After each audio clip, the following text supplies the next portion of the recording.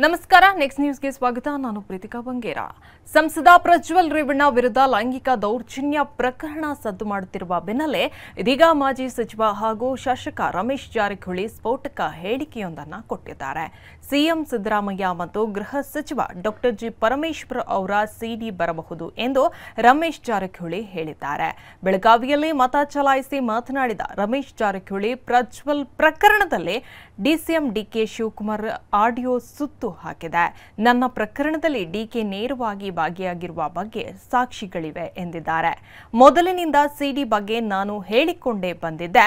ಆಗ ಎಲ್ಲರೂ ನನ್ನ ಹೇಳಿಕೆ ನಿರ್ಲಕ್ಷ್ಯ ಮಾಡ್ತಾ ಬಂದ್ರು ಈಗ ಒಬ್ಬರಿಗೆ ಆಗಿದೆ ಮುಂದೆ ಸಿಎಂ ಸಿದ್ದರಾಮಯ್ಯ ಗೃಹ ಸಚಿವ ಡಾಕ್ಟರ್ ಪರಮೇಶ್ವರ್ ಅವರಿಗೂ ಆಗಬಹುದು ದಯವಿಟ್ಟು ಸಿಎಂ ಗೃಹ ಸಚಿವರು ಇದಕ್ಕೆ ಇತಿಶ್ರೀ ಹಾಡಬೇಕು ಮುಖ್ಯಮಂತ್ರಿಗಳು ಪಕ್ಷಾತೀತವಾಗಿ ಇತಿಶ್ರೀ ಹಾಡಬೇಕು ಸಿಎಂ ಸಿದ್ದರಾಮಯ್ಯ ಅವರಿಗೆ ಕೈಮುಗಿದು ಕೇಳಿಕೊಳ್ಳುತ್ತೇನೆ ಎಂದು ರಮೇಶ್ ಜಾರಕಿಹೊಳಿ ಹೇಳಿದ್ದಾರೆ